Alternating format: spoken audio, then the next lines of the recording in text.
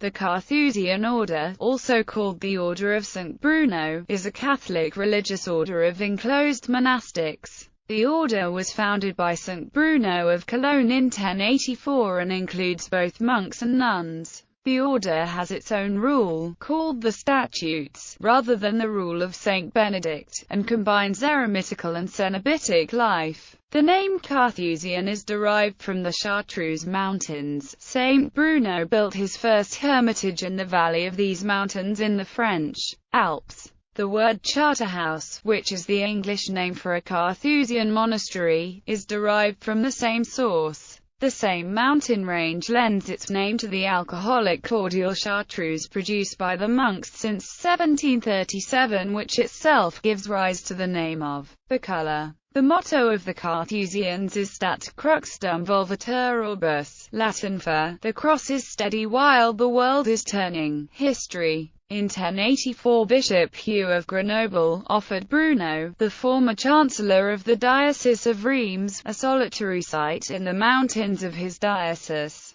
in the valley of Chartreuse. There Bruno and 6 companions built a hermitage, consisting of a few log cabins opening towards a gallery that allowed them access to the communal areas, the church, refectory, and chapter room without having to suffer too much from intemperate conditions. 6 years later, Bruno's former pupil, Pope Urban II, requested his services. He would only live in Rome for a few short months, however, before leaving to establish a new hermitage in the forests of Calabria, in the south of Italy, with a few new companions. He died there on October 6, 1101. In 1132, an avalanche destroyed the first hermitage, killing 7 monks under the snow. The 5th prior of Chartreuse, Giges, rebuilt the hermitage. Carthusians in Britain. There were 12 Carthusian monasteries in the British Isles before the Reformation.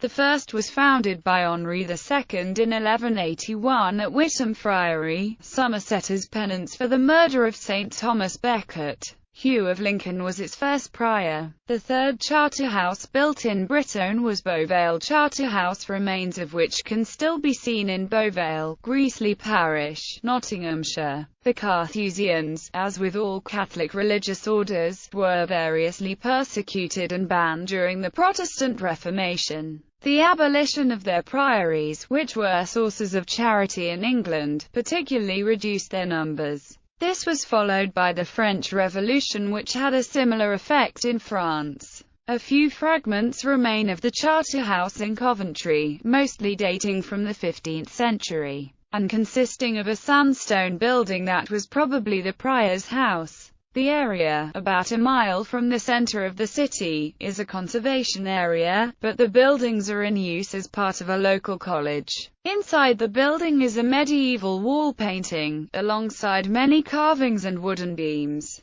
Nearby is the River Sherborne that runs underneath the center of the city. The best preserved remains of a medieval Charterhouse in the UK are at Mount Grace Priory near Osmotherley, North Yorkshire. One of the cells has been reconstructed to illustrate how different the layout is to monasteries of most other Christian orders, which are normally designed with communal living in mind. The London Charterhouse gave its name to a square and several streets in the City of London, as well as to the Charterhouse School, which used part of its site before moving out to Godalming, Surrey. Perth Charterhouse, the single Carthusian priory founded in Scotland during the Middle Ages, was located in Perth. It stood just west of the medieval town and was founded by James I in the early 15th century. James I and his Queen Joan Beaufort were both buried in the priory church, as was Queen Margaret Tudor, widow of James IV of Scotland. The priory, said to have been a building of wondrous cost and greatness, was sacked during the Scottish Protestant Revolution in 1559, and swiftly fell into decay. No remains survive above ground, though a Victorian monument marks the site. The Perth names Charterhouse Lane and Pomerium Flats recall its existence.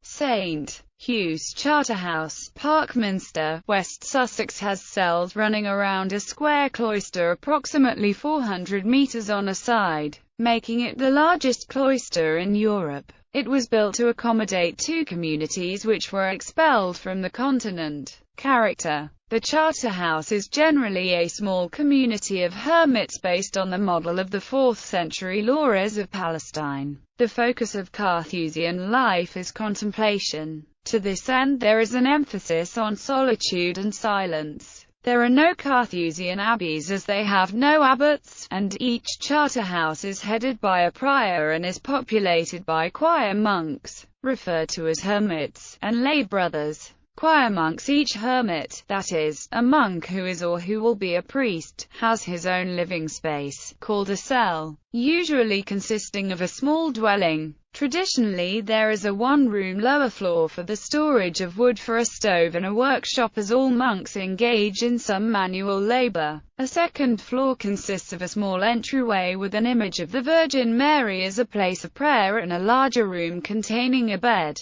a table for eating meals, a desk for study, a choir stall, and a kneeler for prayer. Each cell has a high-walled garden wherein the monk may meditate as well as grow flowers for himself or vegetables for the common good of the community. As a form of physical exercise, the individual cells are organized so that the door of each cell comes off a large corridor. Next to the door is a small revolving compartment, called a turn, so that meals and other items may be passed in and out of the cell without the hermit having to meet the bearer. Most meals are provided in this manner, which the hermit then eats in the solitude of his cell. There are 2 meals provided for much of the year, lunch and supper. During seasons or days of fasting, just 1 meal is provided. The hermit makes his needs known to the lay brother by means of a note, requesting items such as a fresh loaf of bread, which will be kept in the cell for eating with several meals.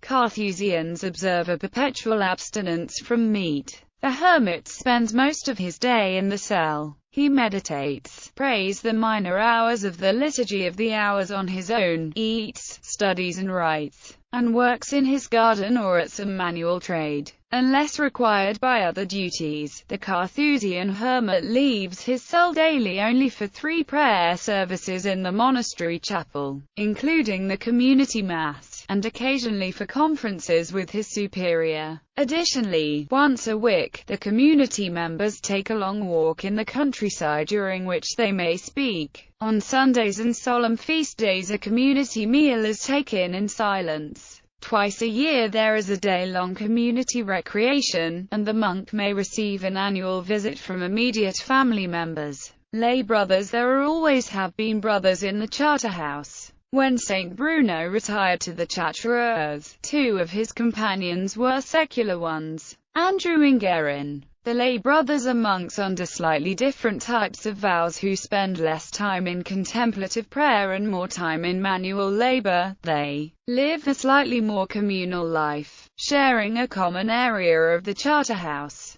The lay brothers provide material assistance to the choir monks, cooking meals, doing laundry, undertaking physical repairs, providing the choir monks with books from the library and managing supplies. During the brothers' 7-year formation period, some time is given each day to the study of the Bible, theology, liturgy, and spirituality. They can continue their studies throughout their lives. All of the monks live lives of silence. For the most part, the number of brothers in the order has remained the same for centuries, as it is now 7 or 8 brothers for every 10 fathers. The Carthusians do not engage in work of a pastoral or missionary nature. Unlike most monasteries, they do not have retreatants, and those who visit for a prolonged period are people who are contemplating entering the monastery. As far as possible, the monks have no contact with the outside world. Their contribution to the world is their life of prayer.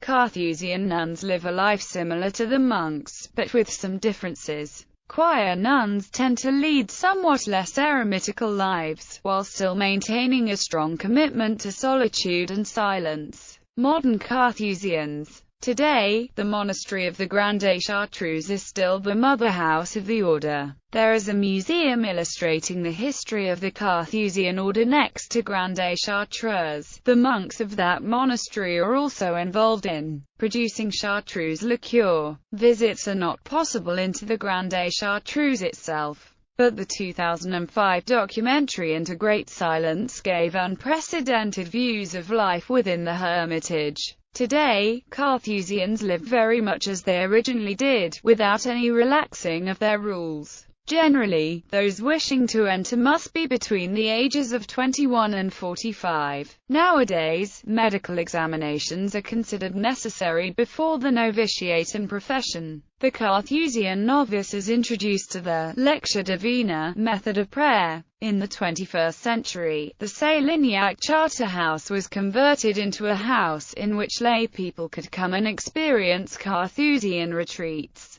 living the Carthusian life for shorter periods. Liturgy. Before the Council of Trent in the 16th century, the Catholic Church in Western Europe had a wide variety of rituals for the celebration of Mass. Although the essentials were the same, there were variations in prayers and practices from region to region or among the various religious orders. When Pope Pius V made the Roman Missal mandatory for all Catholics of the Latin Rite, he permitted the continuance of other forms of celebrating Mass that had an antiquity of at least 2 centuries. The rite used by the Carthusians was one of these, and still continues in use in a version revised in 1981. Apart from the new elements in this revision, it is substantially the rite of Grenoble in the 12th century, with some admixture from other sources. According to current Catholic legislation, however, priests can celebrate the traditional rites of their order without further authorization. A feature unique to Carthusian liturgical practice is that the bishop bestows on Carthusian nuns, in the ceremony of their profession, a stole and a maniple. This is interpreted by some as a relic of the former rite of ordination of women deacons. The nun is also invested with a crown and a ring. The nun wears these ornaments again only on the day of her monastic jubilee, and after her death on her bier. At Matins, if no priest is present, a nun assumes the stole and reads the Gospel, and although in the time of the Tridentine Mass the chanting of the Epistle was reserved to an ordained subdeacon, a consecrated nun sang the Epistle at the conventual Mass, though without wearing the maniple. For centuries Carthusian nuns retained this rite, administered by the diocesan bishop 4 years after the nun took her vows. It is no longer unique, since the liturgical reforms that followed Second Vatican Council made the rite of the consecration of virgins more widely available. Stages of the Carthusian's life. Postulancy. The postulant lives the life of a monk but without having professed any kind of vows. Novitiate. The novice wears a black cloak over the white Carthusian habit. Simple vows becomes a junior professed monk and wears the full Carthusian habit.